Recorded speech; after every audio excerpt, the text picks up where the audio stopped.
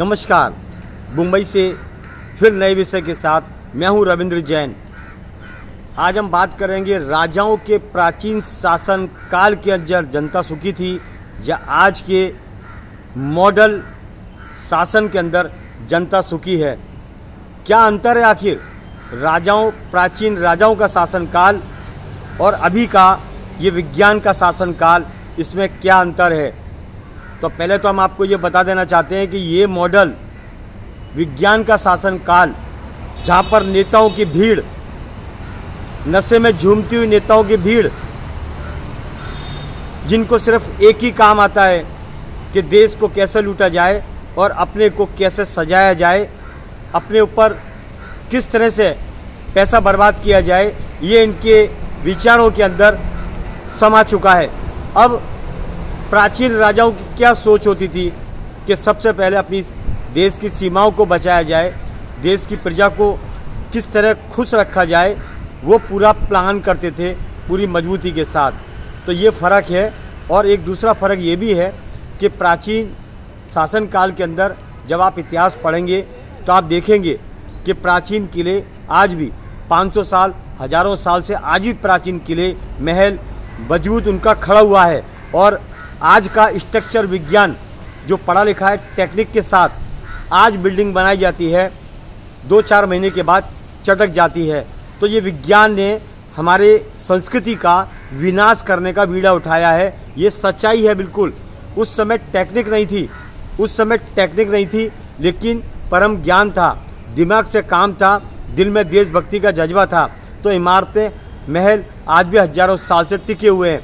लेकिन आज सब कुछ मशीनें हैं, टेक्निक है, पैसा है, विज्ञान है, उसके बावजूद भी सफलता जीरो।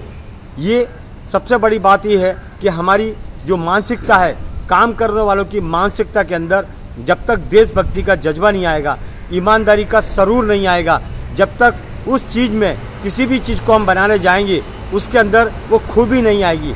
तो पुराने लोगों में अभी के लोगों में इतना अंतर है। अभी का लोग लालची है, अपने बारे में सोचता है कि मैं कैसे भी करके देश को लूटूं या जनता को लूटूं, लेकिन अपना घर भरूं, अपना गड्ढा भरूं, सिर्फ अपना सोचता है। लेकिन प्राचीन शासन काल के अंदर ऐसा नहीं था। देश के राजा लोग अपनी जनता के बारे में बहुत सोचते थे। उस समय इतना विज्ञान नहीं था, उस समय टेक्निक नहीं थी, उस समय लाइट भी नहीं थी, लेकिन खान पान कितना खूबसूरत था, इतना बढ़िया खान पान था, दूध दही की नदियाँ बहती थी। लेकिन आज का खान पान आप देखिए, बर्गर, पिज़्ज़ा, चाइनीज और हर जगह दारू के अड्डे, नशे के कारोबार। यही फ़र्क है प्राचीन भारत के अंदर, जहाँ दूध की नदियाँ बहती थी, इस भारत के अंदर दारू के अड्डे चलते हैं। तो बहुत सारा फ़र्क है।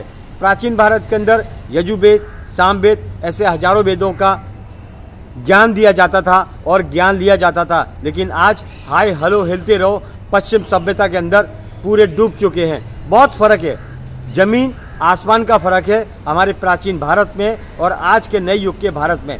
फिर भी हम ये बोलना चाहते हैं कि हमारी प्राचीन सभ्यता खतरे में ना पड़े, इसके लिए जन जन की आवाज़, जन जन की जागृति को मैं फैलाने की बार बार कोशिश करता हूँ कि भारत के वेदों को, शास्त्रों को पढ़ो और इस संस्कृति को बरकरार रखने के लिए आगे आओ। नहीं तो ये नेता देश को बेचने में भी नहीं चूकेंगे, क्योंकि इन्हें सिर्फ अपनी अय्याशी से मतलब है, अपने घर से मतलब है, अपने कुनबे से मतलब है। इन्हें देश के किसी जनता से कोई मतलब नहीं। ये कड़वा सच है, ये सिर्फ अपने बारे में सोचते हैं। लेकिन प्राचीन राजाओं में धर्म का ज्ञान था, उनको भगवान का डर था, वो शास्त्रों में जानकार हुआ करते थे, इसलिए वो कोई भी पाप नहीं करते थे, बहुत डरते थे। लेकिन आज के राजाओं ने, आज के नेताओं ने, जो खुद को राजा कहते हैं, देश को अपनी जागीर समझते हैं, किस तरह से उसका नुकसान करते हैं, देश के पैसे को लूटते हैं, जनता को धोखा देते हैं, जनता को झूठ पर झूठ करने का वादा करते हैं। आपके सामने सब कुछ मौजूद है।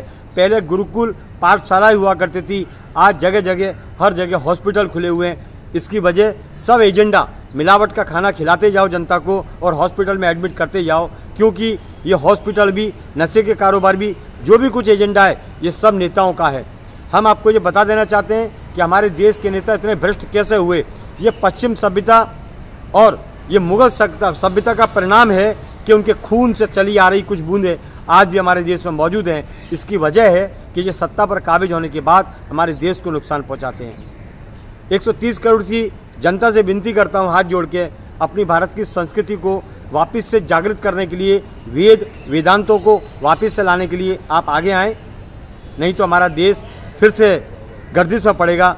ये देश छत्रपति शिवाजी महाराज का है, ये देश राजा हरिश्चंद्र का है, ये देश पृथ्वीराज चौहान का है, ये देश महाराणा प्रताप का है। योद्धाओं का देश आज नशेड़ी बन चुका है। इसके पीछे आप संज्ञान लीजिए, गौर करिए, मेरी बातों को आगे से आगे बढ़ाइए।